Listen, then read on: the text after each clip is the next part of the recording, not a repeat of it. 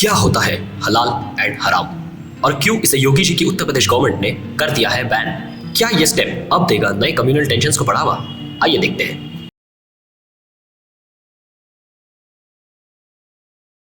So friends, पिछले दिनों काफी न्यूज में रहा है ये टॉपिक और इससे लोगों के बीच में काफी कंफ्यूजन भी है कि एग्जैक्टली क्या होता है हलाल सर्टिफिकेशन और क्या ये सिर्फ नॉन वेजिटेरियन फूड आइटम्स को ही दिया जाता है या फिर बाकी भी फूड आइटम्स को दिया जा सकता है।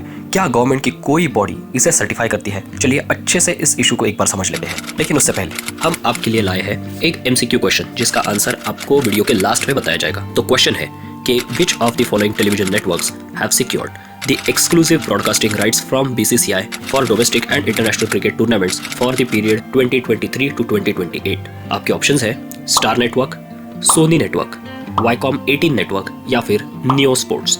न्यूज ये है कि उत्तर प्रदेश गवर्नमेंट ने हलाल सर्टिफिकेशन नाम की चीज को बैन कर दिया है, जिससे कि हलाल certified food items and medicine का sale, distribution, storage and usage भी बैन हो चुका है। वैसे हलाल ये टर्म सिर्फ मीट के लिए नहीं यूज होती, ये मैं आपको पहले ही बता दूं। एक्चुअली इस्लामिक लॉज के हिसाब से हलाल और हराम ऐसे दो टर्मिनोलॉजीज है, जिसमें हलाल मतलब होता है परमिटेड एंड हराम मतलब फॉरबिडन या सीधा सीधा कह लीजिए जो बैंड है या सिन माना जाता है ऐसा कोई भी काम। और हलाल एंड हराम सिर्फ फूड आइटम्स तक ही लिमिटेड नहीं है। अल्कोहल कंजम्पशन जैसी एक्टिविटीज, प्री मैरिटल रिलेशंस वगैरह ऐसे भी बहुत सारी एक्शंस है जो इस्लामिक लॉज के हिसाब से हराम है। और जैसे इवन पोर्क हो गया, मतलब पिग का जो मीट होता है या कैमल का मीट, एंड ब्लड का जहाँ भी यूज होता है। ऑल्सो अगर जो एनिमल्स को काटने और कंज्यूम करने का जो तरीका है वो अगर इस्लाम में अलाउड तरीके के हिसाब से ना हो तो उस एनिमल को कंज्यूम करना भी इस्लाम के हिसाब से हराम ही माना जाता है।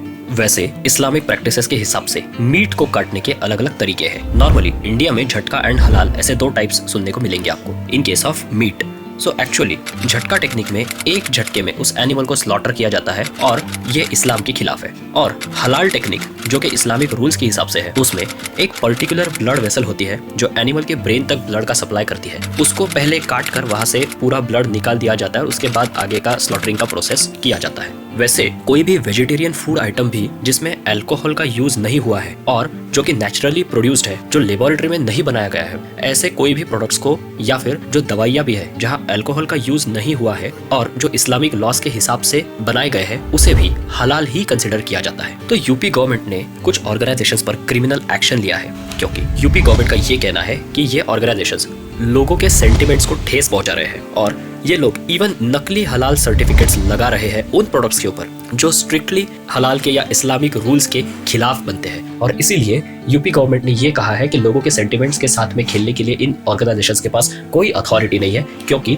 ये कोई गवर्नमेंट बॉडीज नहीं है, ये कोई स्टैट्यूटरी बॉडीज भी नहीं है। ये कुछ ऐसे ऑर्गेनाइजेशंस हैं जिन्होंने खुद से ही ये सर्टिफिकेट्स को इशू करना चालू कर दिया है और जिसके कारण ये काफी अनफेयर एडवांटेज इकोनॉमिकली भी और अदरवाइज सेंटिमेंटल वैल्यूज के टर्म्स में भी उठा रहे हैं। अब बेसिकली होता क्या है कि ये जो हलाल सर्टिफिकेशन है ये कोई गवर्नमेंट बॉडी या एजेंसी नहीं प्रोवाइड करती, बल्कि जो मैन्युफैक्चरर्स है मेनली फूड प्रोडक्ट्स के वगैरह, वो इसको प्रिंट करते हैं अपने प्रोडक्ट्स पर, ताकि जितने भी डोमेस्टिकली इस्लाम में मानने वाले लोग हैं या फिर इवन ओवरसीज भी मिडिल ईस्ट में वगैरह ये प्रोडक्ट्स एक्सपोर्ट होते हैं और वहाँ इनके प्रोडक्ट को एक एज मिलता है, क्योंकि इनकी एक क्रेडिबिलिटी वहाँ होती है, ऐसा माना जाता है in the Islamic world, because this products have Islamic values जिनको ध्यान में रखते हुए इसको बनाया गया है, जिससे कि इन प्रोडक्ट्स की वैल्यू बाकी कॉम्पिटिटिव प्रोडक्ट्स के कंपैरिजन में ज्यादा हो जाती है। और इसमें मेडिसिन एंड बाकी मेडिसिनल या मेडिकल डिवाइसेस भी इंक्लूडेड है। पर इस चीज के दो प्रॉब्लम्स भी होते हैं। ये हलाल सर्टिफिकेशन कोई गवर्नमेंट एजेंसी असाइन नहीं करती, बल्कि मैन्युफैक्चरर्स खुद अपनी तरफ से इसे इशू कर देते हैं, जिससे इसके सेफ्टी एंड क्वालिटी की कोई गारंटी सरकार की नहीं होती। और एक तरह से यहाँ एक पैरेलल सिस्टम देखने को मिलती है, क्योंकि अदरवाइज FDA, FSSAI और बाकी गवर्नमेंट सर्टिफिकेशंस वेरियस लॉज के अंडर हमको फूड की सेफ्टी इंश्योर कराते हैं, जबकि हलाल सर्टिफिकेशन की केस में इसके ऑथेंटिकेशन का एक बड़ा क्वेश्चन निकल कर आता है। सेकेंडली, जस्ट बिकॉज ये प्रोडक्ट्स हलाल सर्टिफाइड है, इसलिए इसकी प्राइस भी बाकी कॉम्पिटिटिव प्रोडक्ट्स के कंपैरिजन में ज्यादा होती है और ये भी अनफेयर एडवांटेज क्रिएट करती है मार्केट में टुवर्ड्स दीज प्रोडक्ट्स, जो कि हेल्दी कॉम्पिटिटिव एनवायरनमेंट के खिलाफ है। पर यहाँ एक नोटवर्दी बात यह है कि इन प्रोडक्ट्स को एक्चुअल में सिर्फ डोमेस्टिक मार्केट में यूपी गवर्नमेंट ने बैन किया है और जो एक्सपोर्ट्स है वो वैसे के वैसे अलाउड है। तो ओवरऑल पॉलिटिकल अरीनाज में ये इशू बहुत गर्माहट पर चल रहा है। देखते हैं आगे इसके क्या डेवलपमेंट्स होती है और इसमें से क्या निकल कर आता है। और अब जो स्टार्टिंग में हमने MCQ क्वेश्चन पूछा था उसका आंसर देने का वक्त आ गया है। Answer of the question is Viacom 18, जी हाँ, रिसेंटली कुछ महीनों पहले हुए बिडिंग प्रोसेस में वाईकॉम 18 जो टेलीविजन नेटवर्क है उसने राइट्स जीते थे क्रिकेट ब्रॉडकास्टिंग के, और उसके थ्रू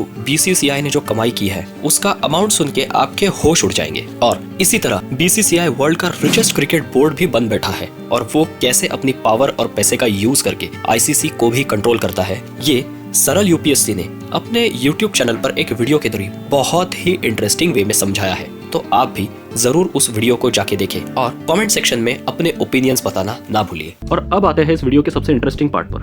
क्या आपको पता है कि यूपीएससी की प्रिपरेशन में कोई भी सीरियस एस्पिरेंट, चाहे वो फन अकेडमी में जाके पढ़ता हो या फिर मिस्टर भाजीराम का प्रिय शिष्य हो, टेस्ट के लिए वो सरल यूपीएससी का रैंक 1 प्रोग्राम ही लगाता है, क्योंकि ये एक ऐसा यूनिक प्रोग्राम है जिसमें आपको यूपीएससी एग्जाम को सरल तरीके से कैसे डिवाइड एंड कॉन्कर करके जीता जा सकता है उसकी रेडीमेड रेसिपी मिलती है। इस प्रोग्राम के बारे में और डिटेल्स को जानने के लिए आप डिस्क्रिप्शन में दी हुई लिंक को यूज करें, और ऐसे ही इंटरेस्टिंग टॉपिक्स पे आने वाले अगले वीडियोस को देखने के लिए चैनल को सब्सक्राइब करें, क्योंकि ऐसा करने से अब यूपीएससी होगा और भी सरल।